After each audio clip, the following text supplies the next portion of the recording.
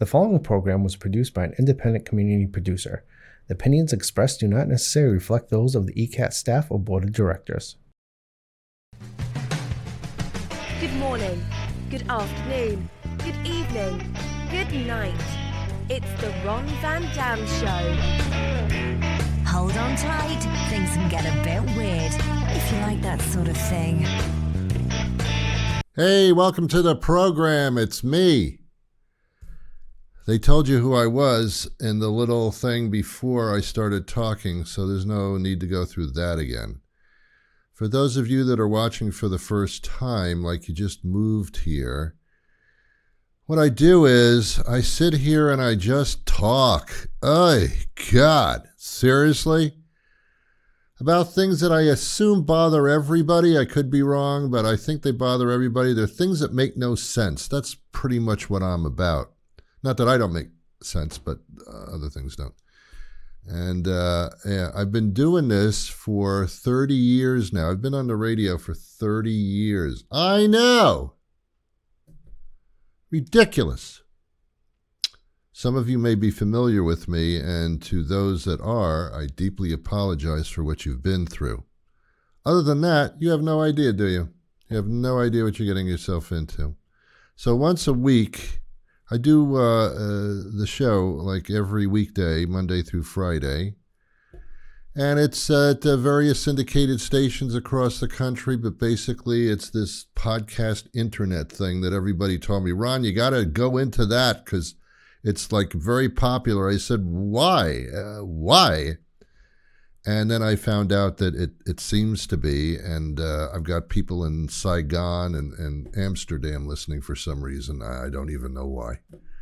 Anyway, so yeah, now it's wonderful. Thank you so much. So that's it. So once a week I come into this studio here, and I just talk for about half an hour, so that you can see my arms move as I am talking. It's fascinating.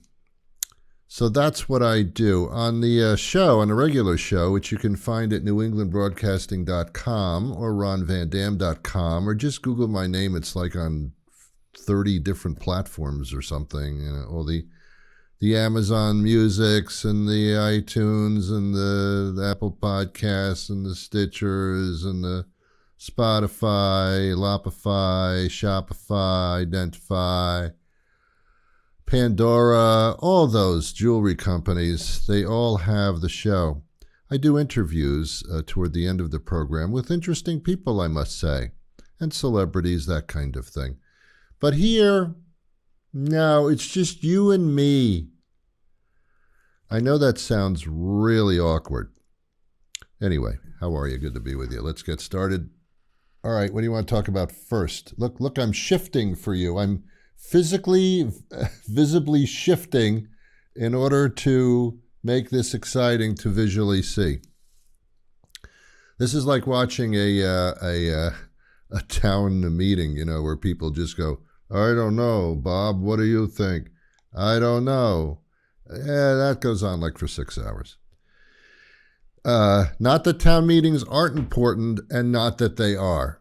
Okay. I was watching a television commercial. I watch a lot of television. I really do. It's absolutely absurd. When I was a young kid, I'm searching for something. It's not what you think. Forgot to turn my cell phone off. Does that happen to you all the time? All of a sudden you realize that, I'm too connected. I'm a prisoner of technology. I realize that all the time. So I'm watching a television commercial, and there's this woman driving a car, and there's a shot of her in the front seat with the driving steering wheel in front of her. And she's driving in her Lincoln, not the dead president. I'm talking about the car. And all of a sudden, she starts to go into this flashback, which you should never do while you're driving, by the way. Flashbacks while you're driving, nice for television. In reality, dangerous. So she's driving the car, steering wheel, and then she has a flashback. When you have a flashback, you have to kind of look up in the left-hand corner because that's where they appear. and she sees herself as a young girl on a bicycle, probably about 6 years old or something, or 7 years old or something like that, or 23. But she's on it. She's a young girl. All of a sudden, flashback, and she's on her bicycle. Not this now. Now it's this, and she's got her hands on the handlebar, and she's pedaling and stuff. And all of a sudden, she puts this smile on her face, a maniacal smile, and she takes her hands off the handlebars of the bicycle, and like she's on some type of a roller coaster ride. Whee! And the bike's going forward. She doesn't have her hand on the handlebars, but this is a feeling of freedom. I guess that's what this is saying. Flashback is over. She's back in the car, steering wheel in her Lincoln car, and all of a sudden, oh my God, she takes her hands off the steering wheel, settles back, and the car drives itself. Oh! It freaked me out. I do not want to see a car driving by itself with the driver just going, well, I guess my nails are good. Oh, here comes a truck. Well, the car will take care of that. Oh my God, stop it. Self-driving cars scare the hell out of me. People who drive the cars scare the hell out of me. People who don't drive the cars and let the cars drive themselves scare the hell out of me even more. Scare the hell out of me. Point two. And this is the Lincoln Motor Company. I got to tell you something. I like the cars, but don't you dare do a driverless car. Don't do it. We are not there yet. Don't put us there. Do not. And they're selling these cars now. What? I don't want to take these commercials off the air, you bastards. Do you know what happens when you're in an accident, when your driverless car by itself gets in an accident and you're just sitting there? You're responsible. It's your insurance or not. You're responsible. You own the car, you lease the car, whatever. You're responsible. But the car didn't. I was just sitting there. It was a malfunction of the computer. Computers malfunction. No, there are backup systems. Shut up. Shut up. Don't ever do a driverless car. Ever. Recipe for disaster. Accident, could kill somebody. And you're responsible, and you didn't even do it. Your car did. Oh, I didn't do it. My car did it. Well, good luck with that one. Now, I'll just sue the car manufacturer because the computer failed. Afraid it doesn't work like that. It ain't that easy to do. It doesn't happen like that. It's you. Don't even think about it. And Lincoln Motor Company, you idiots. Anyway, I even get nervous sometimes when I'm driving and the car in front of me, I don't see anybody driving the car at all. And it's not that there's no driver, and it's not that they're not driving, it's that they're too damn short. I have nothing against short people except for their Napoleonic complexes. But if your torso is not big enough where your head is below the driver's seat, it looks like there's nobody driving the car. And that freaks me out. So here's what happens. When I was a young kid, we sat in the kitchen and we ate our little meals in the kitchen. It was called a kitchenette. And we sat at the little kitchen table. And I was very young. And before I started growing tremendously, my clavicle would be like at the level of the table. And it was hard to eat like that. Again, visual. Thank you for being here. So what my parents did was they took a couple of phone books. There are some generations that don't know what a phone book is. It was this floppy book that had everybody's number in it, whether they liked it or not. And the only way companies could advertise was to advertise in the phone book. That was what life was, and it worked. So my father would take 2 phone books, put them on the chair, park my ass on the phone books, and now I was of decent height to eat my dinner at the kitchen table.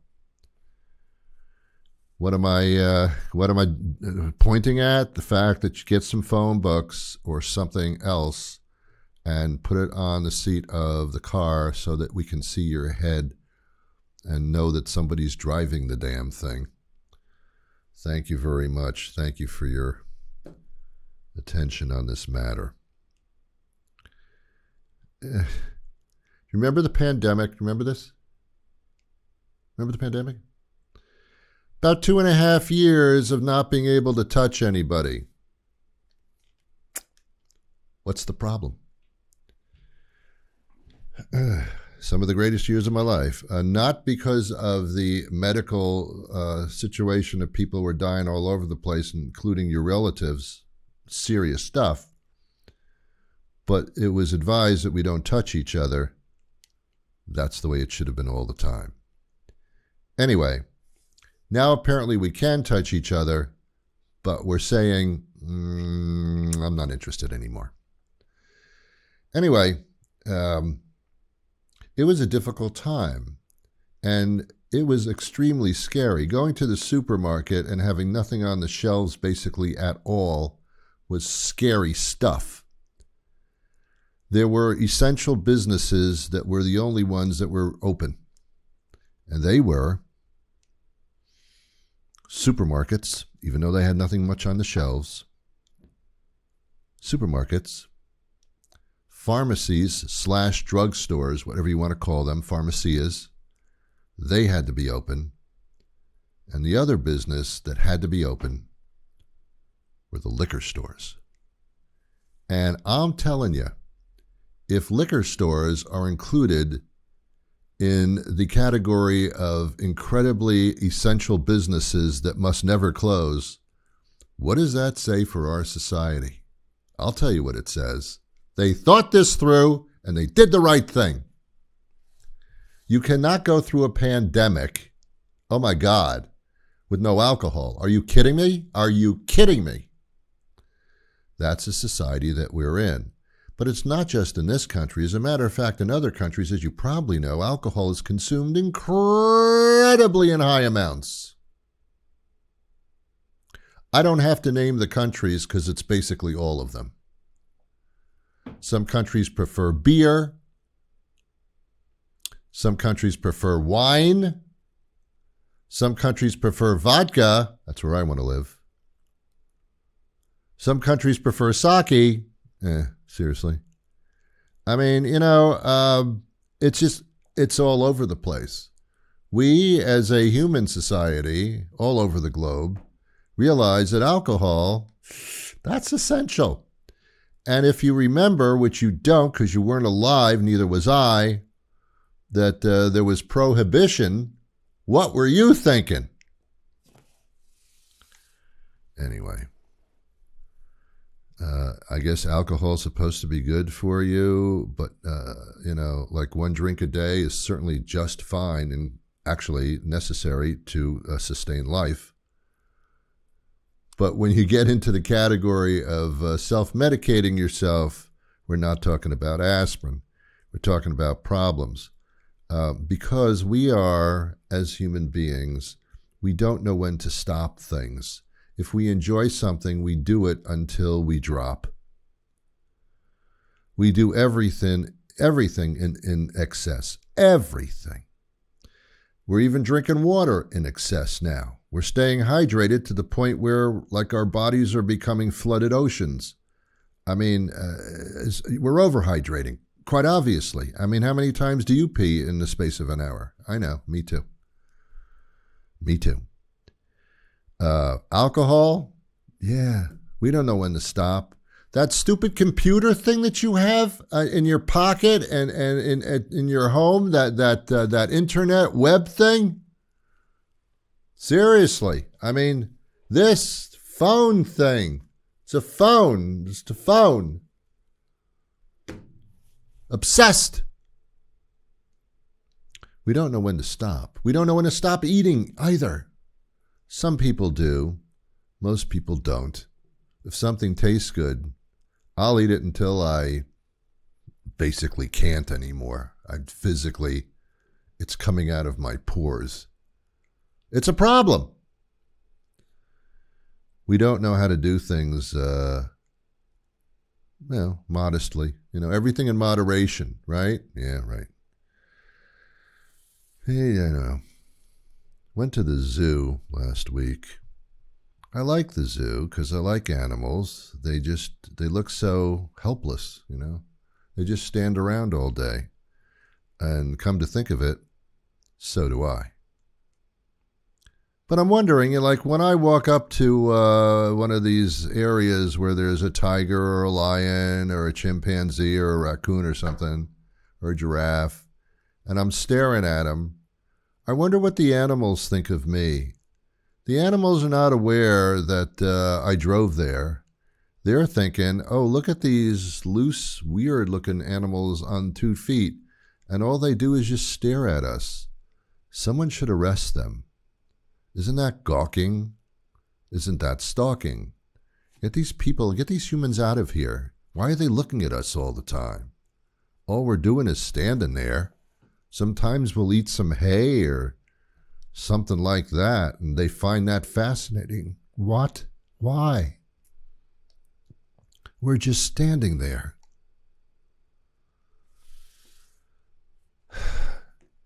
I've talked about this for 30 years now on the radio.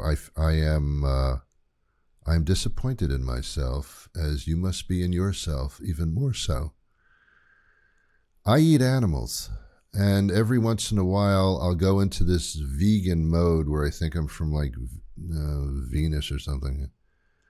Vegan, whatever it's called, vegetarian veganism. Sounds like a cult. Everything does now. And I'll realize I can't just eat plants because it's not the way I lived. I eat animals here and there, not strange animals or anything, but I'll have a steak every once in a while. Not a lot though. I eat chicken. I've seen them alive, and now I'm eating them. It's just odd. I'll eat the fish. Do you ever go to an aquarium and you see the fish in the tank swimming around, and then you finish looking through the aquarium, and you're saying to the person you're with, "Well, we should get some dinner, go to a restaurant or something. What do you feel like?" "I feel like fish. I feel like seafood." What? What? You feel like you want to eat the very things you just looked at? Yeah, I do. Come on. I don't know if they do this anymore. I don't know if it's inhumane or probably, I don't know.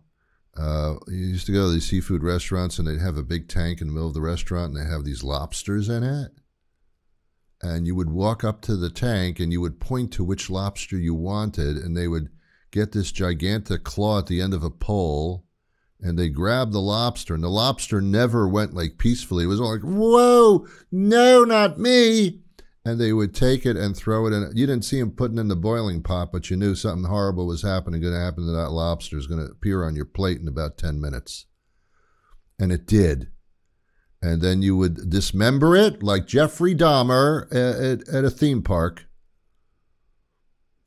You dismember it, you dip it in butter, which is like the most humiliating thing you can do to food. And then you would eat the damn thing. And it's so cannibalistic, but that's what we do. It's what we are. We are cannibals, really. We are Jeffrey Dahmer, children of the Dahmer, we call ourselves. The more embarrassing thing about eating the lobster in the seafood restaurant is they actually give you a bib with a picture of the very thing you're eating on your chest. "Hey, what are you having there?" "This! I'm having this!"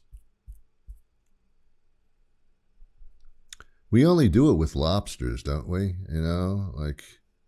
We don't do it with other animals. "I'd like a steak, please, with a bib with a cow on it, so I can be thoroughly embarrassed while I'm eating it." Sure. Lobsters get special treatment, man. They do.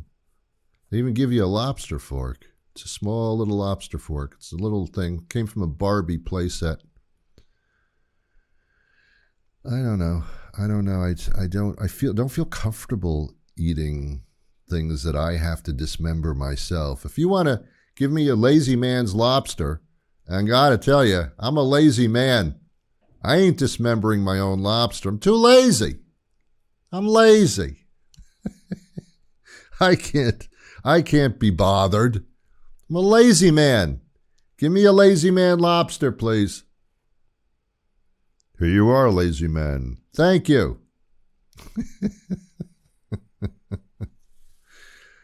I can't do it. I can't do it. I don't know. I do it, but I don't like it. I don't.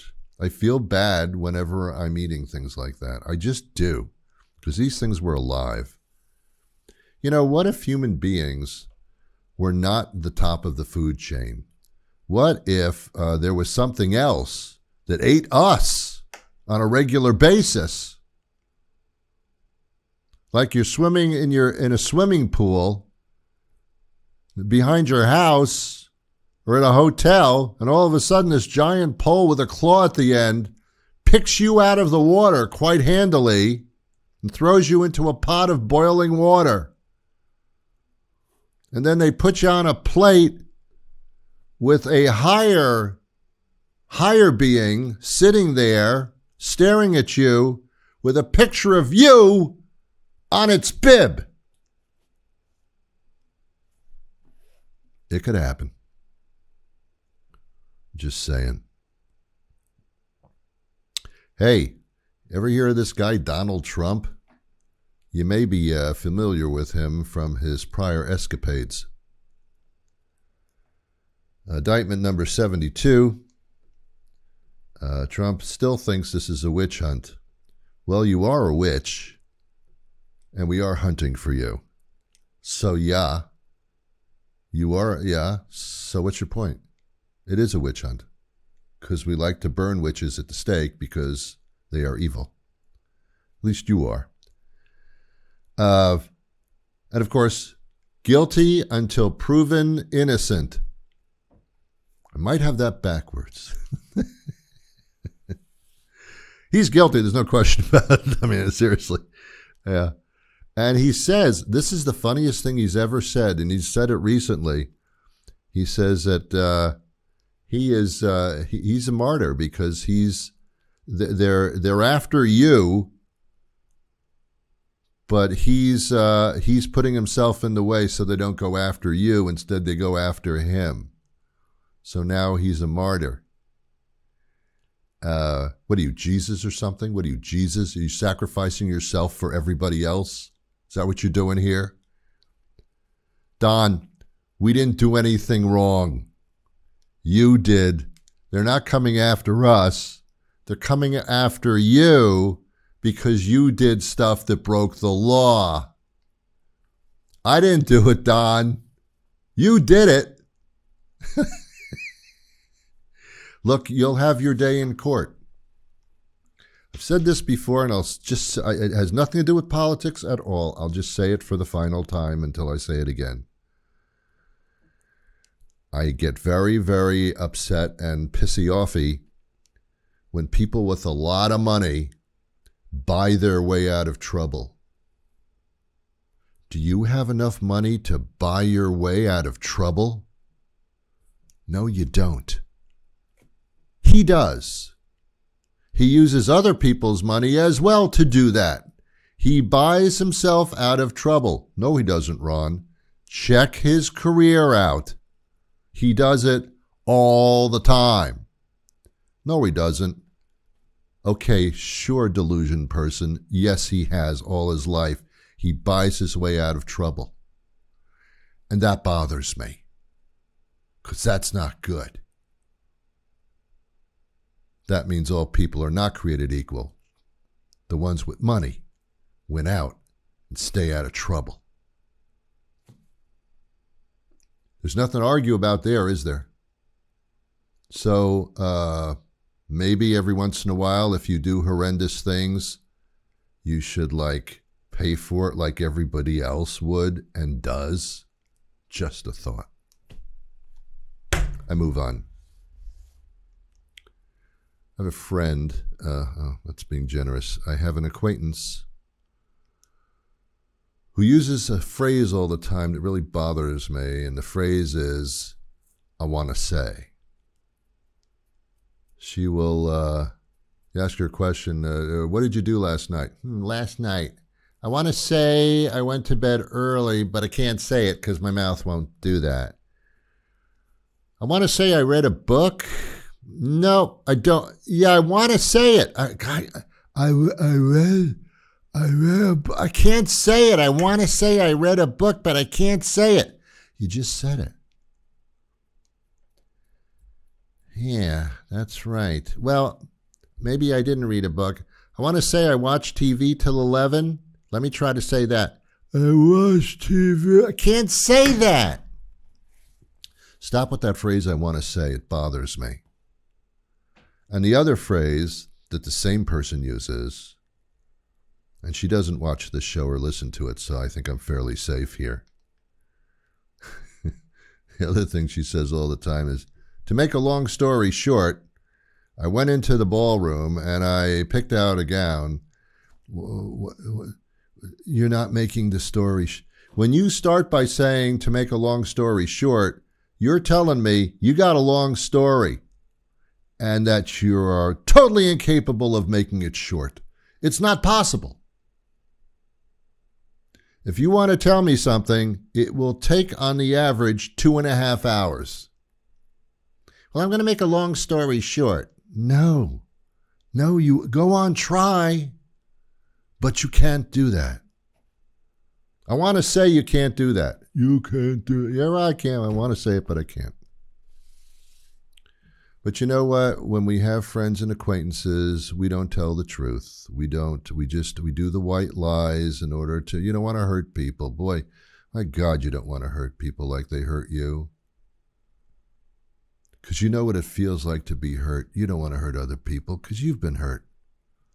So they get off scot-free no matter what their name is. Scott, I don't know what their name is. So you white lie them, you know? You know I'm talking? I want to say? All right. We're almost out of time. I'm not going to get into another subject matter because there's no point in doing that right now. I wouldn't want a Tesla if someone gave it to me. So someone said, Ron, I got an old Tesla here. I'm not using it anymore. It's the wrong color. I don't like the color. You can have my Tesla.